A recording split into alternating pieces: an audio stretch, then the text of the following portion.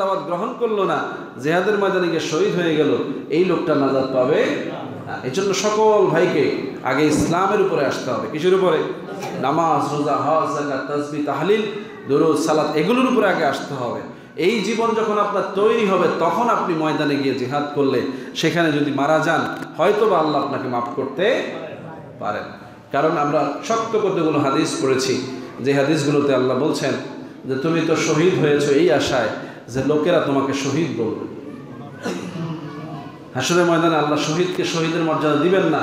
তাকে প্রশ্ন করবেন, তুমি যে শহীদ হয়েছিলা, রক্ত মাখা কাপড় নিয়ে আজকে আমার কাছে হাজির হইছো, আমি আল্লাহ তো জানতাম যে তুমি শহীদ হইছো মানুষকে দেখানোর জন্য, সুতরাং তোমার এই শাহাদাত শহীদের মর্যাদা পাবে না, তুমি জাহান্নামে চলে যাও। নাউযুবিল্লাহ। রাসূলের হাদিস। ওয়াইজদেরকে বলা হবে, তুমি তো আমার কোরআনে দাওয়াত দিয়েছো নিজের ফখরিয়াত বানানোর জন্য, মানুষ তোমাকে বড় বক্তা বলবে এজন্য। তুমি তো প্রকৃত অর্থে আমার দিনের দাওয়াত দাও নাই, তুমি তো নিজের শান বাড়ানোর জন্য চটকদার কথাবার্তা বলে মানুষকে আকৃষ্ট করেছো, যাতে করে মানুষ তোমাকে বড় বক্তা বলে, বড় ওয়াইজ বলে।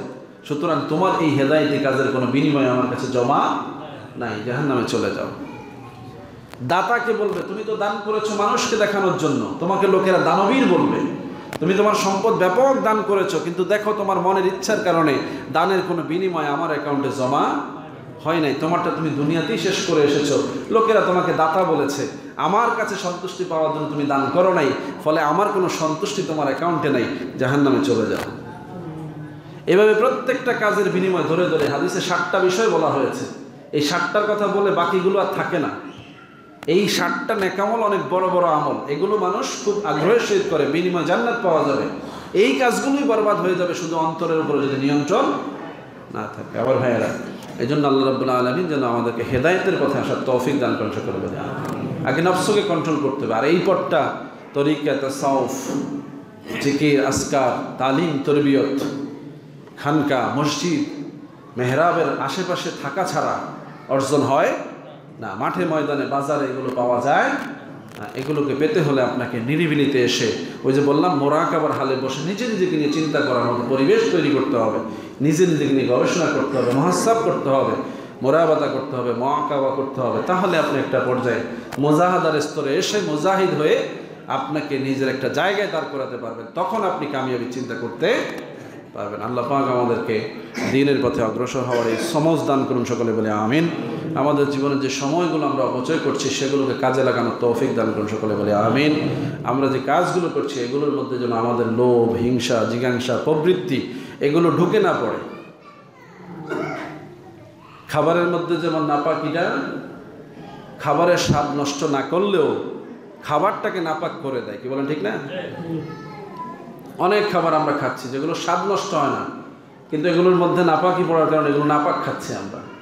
তো স্বাদ যদিও থাকে, নাপাক খেলে কি হবে? শরীর অপবিত্র হবে কি না? অপবিত্র হয়ে যাবে। ঠিক ইবাদত আমরা করতেছি, এরকম ইবাদতের মধ্যে আমাদের এমন এমন ত্রুটি ঢুকে যাচ্ছে যে ইবাদতগুলো আসলে নষ্ট হয়ে যাচ্ছে। ইবাদত কিন্তু আমরা করে যাচ্ছি, হয়তো সওয়াব পাবো, কিন্তু এ দিয়ে নাজাত হবে। ওই যে বললাম, নাজাতের চাকরিটা আমলের চারপাশে ঘুরতেছে।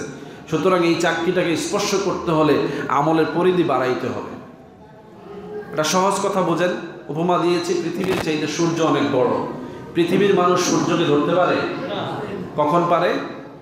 যখন পৃথিবীর সীমা অতিক্রম করে সে সূর্যের দিকে ধাবিত হয়, কি বলে ঠিক না? ধরতে পারবে কি পারবে না সেটা পরের কথা, কিন্তু সে অন্তত মহাশূন্যে যদি যায় তাইলেও আশা করা যায় সে একটা লেভেল পার হয়েছে।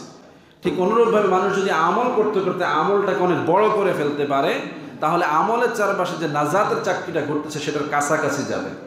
কথা বুঝতেছেন কি না? আপনি চিন্তা করে দেখেন, রিং আর টায়ার দুইটার মাঝখানে একটু গ্যাপ আছে না? চাকার যে রিং আর হলো টায়ার, এর মাঝখানে আরেকটা কি আছে?